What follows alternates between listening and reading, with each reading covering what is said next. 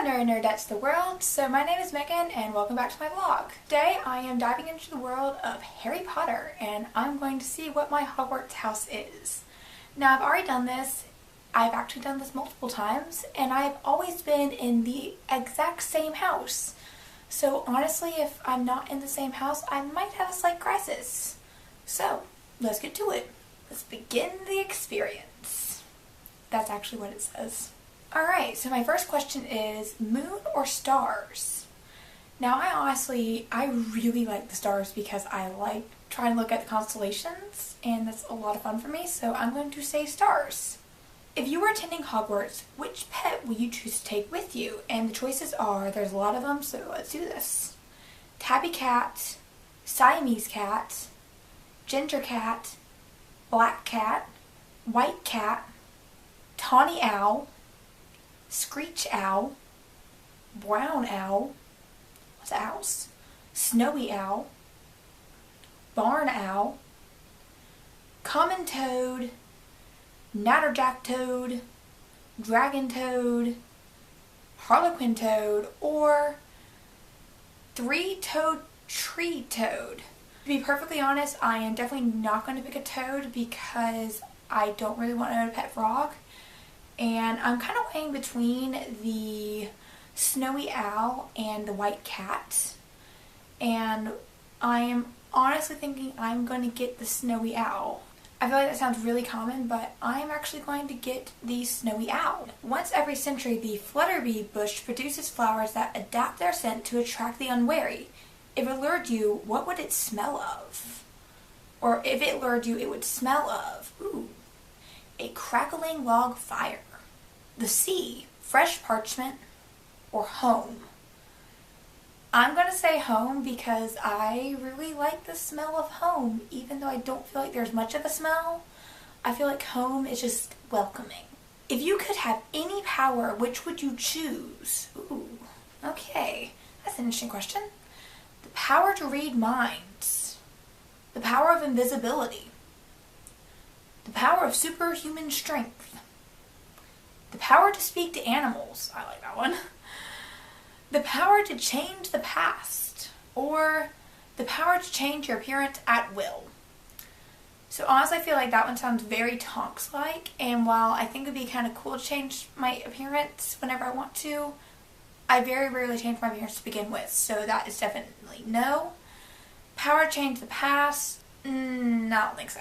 Power to speak to animals, I really like that one. It's probably going to be the one I pick. Power of superhuman strength, I don't really think so because while I do have a little bit of strength, I don't really want more. The power of invisibility.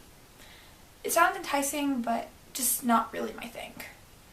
Or the power to read minds. I feel like if I had the power to read minds, I would get a headache from like all the people I'm around. It's like, oh, I wonder what this person is thinking. Oh wait, I'm getting a frequency from this other person. So no. So I think I'm going to go with the power to speak to animals. Late at night, walking alone down the street, you hear a peculiar cry that you believe to have a magical source. Do you? Proceed with caution, keeping one hand on your concealed wand and an eye out for any disturbance. Draw your wand and try to discover the source of the noise. Draw your wand and stand your ground, or withdraw the shadows to await developments while mentally reviewing the most appropriate defensive and offensive spell should trouble occur. Now honestly, if I heard a cry and I didn't know where it came from and I don't know what it is, I'm more than likely going to run away. But that is not an option. I'm probably going to proceed with caution, keeping one hand on my concealed wand and keep an eye out for any disturbance, because then I'm not taking the road of violence. Okay, so the next question. Which of the following do you find the most difficult to deal with? And the choices are hunger, cold, loneliness, boredom, or being ignored. This is a very interesting one to think about.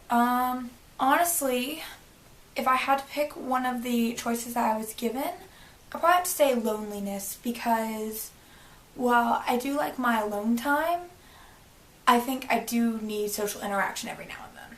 Alright, after you have died, what would you like people to do when they hear your name? Miss you, but smile. Ask for more stories about your adventures. Think with admiration of your achievements.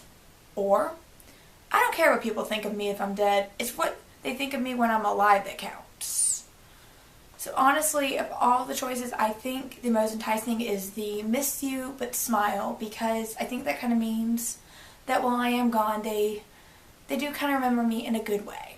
I want people to miss me, but smile because they know I was a good person. Left or right? Now, I actually knew this question was coming, and I've actually been thinking about it, and knowing me, I would go right. Because for some reason, I just feel like right is safe. And I was sorted! And my house is, and I bet every one of my friends saw this coming, I'm a Hufflepuff!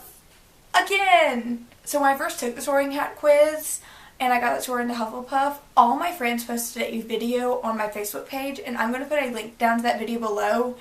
And it was basically making fun of Hufflepuffs the whole time, and like every house had a quality about them, but no one knows what the heck a Hufflepuff is. But recently I found something that I really like to label as Hufflepuff, which is the word loyal. Because I think I am a very loyal person, especially to my friends. And so yeah, I'm Hufflepuff and I'm very proud of that. So let's read more about my house. So some of the renowned Hufflepuff members are Nymphadora Tonks and Cedric Diggory.